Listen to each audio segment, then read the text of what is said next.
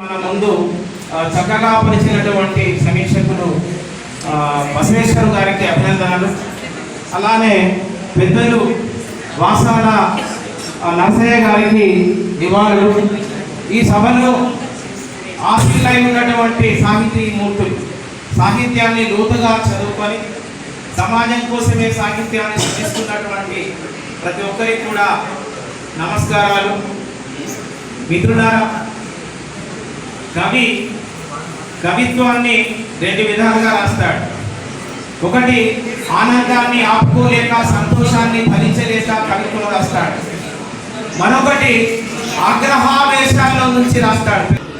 ఆగ్రహావేశాల్లో నుంచి కూడా కవిత్వం రాస్తాడు. ఆనందంగా ఉన్నప్పుడు సంతోషంగా ఉన్నప్పుడు కవి తనలోకి తాను ప్రవేశించలేడు, తన లోతుపాతుల్ని తాను గుర్తించలేడు.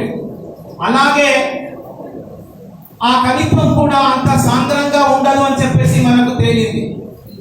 ఆగ్రహావేశాల్లో నుంచి రాసిన కవిత్వం, విషాదాల్లో నుంచి రాసిన కవిత్వం, వేదనల్లో నుంచి పురుడు పోస్తున్నటువంటి కవిత్వమే అది అప్పటికప్పుడు ఆ కవికి అలానే ఆ సమస్యతో ముడిపడి ఉన్నటువంటి సమాజానికి ఉపశమనం కలిగించినటువంటి దానిగా మనం భావిస్తూ వస్తున్నాం. మరి అట్లాంటి కవిత్వాన్ని అంటే ఈ సమాజాన్ని బాగుపరచాలే, మెరుగుపరచాలే, ఈ సమాజానికి ఒక సందేశాన్ని అందించాలి అనేటువంటి తపనతోటి తల్లాటతోటి రాస్తున్నటువంటి కవులు పిరిగడు మందే ఉంటారు. అట్లాంటి పిరిగడు మంది కవులలో వాసాల వరప్రసాద్ గారు వచ్చి చేరడం ఈ రోజున సంతోషంగా ఉంది. మిత్రులారా, పియానో యాపిల్ ఒక మాట అంటారు, నేను దుఃఖంలో నుంచే రాస్తాను, కన్నీళ్లను నా కలంలో నుంచి ఉంపుకొనే రాస్తాను.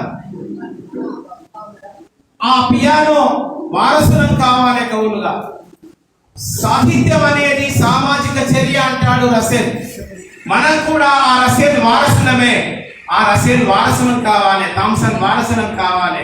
కవిత్వం ఎందుకోసం రాస్తున్నాం, ఎవరి కోసం రాస్తున్నాం, ఎట్లా రాస్తున్నాం అని చెప్పేసి ప్రతి కవి ఆత్మపరిశీలన చేసుకుంటే సామాజిక ఉపయోగకరమైనటువంటి కవిత్వం పుట్టుకొస్తుంది. తెలంగాణ గడ్డలో కవులకు, కళాకారులకు, రచయితలకు, చిత్రకారులకు కొదవలేదు మిత్రులారా. ప్రతి పల్లెలో కళాకారుడు పుట్టిండు.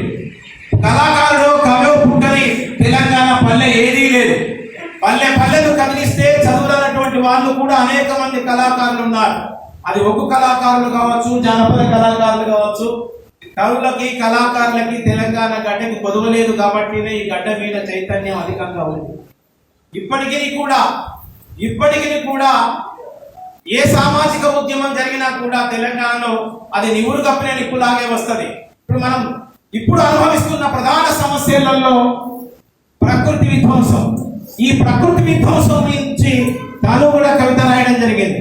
మరి ఆ ప్రకృతి విధ్వంసాన్ని తూలనాడుతూ ప్రకృతి విధ్వంసం మూలంగా మనం అకాలంలో వర్షాలు పడుతున్నాయి, చలి పెడుతున్నాయి. అయినా కూడా కవులకు మనకు మరి ఈ ఎండాకాలంలో ఉగ్గబోయాల్సింది, మొన్న వర్షం కురిసింది.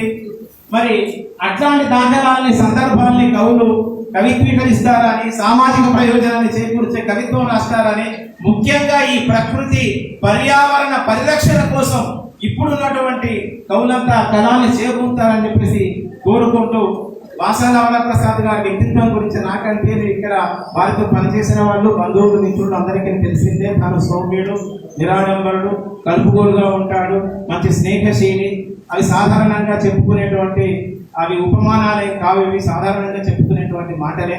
ఈ సందర్భంగా మిత్రుడికి మరొక మారు శుభాకాంక్షలు తెలియజేస్తూ ఈ అవకాశం కల్పించిన మా తెరవేకి, ఇది తెరవే ఒక్కరిది కాదు, తెరవే ఒక అస్తిత్వం కోసం పుట్టింది. మరి ఈ జెండా, ఈ ఎజెండా, ఈ బ్యానర్ ఈ విధంగా కొనసాగుతున్నది అంటే ఇందులో అనేక మంది యొక్క శ్రమదానం ఉంది. మా తెరవేకి నేనే ధన్యవాదాలు తెలియజేసుకుంటున్నాను.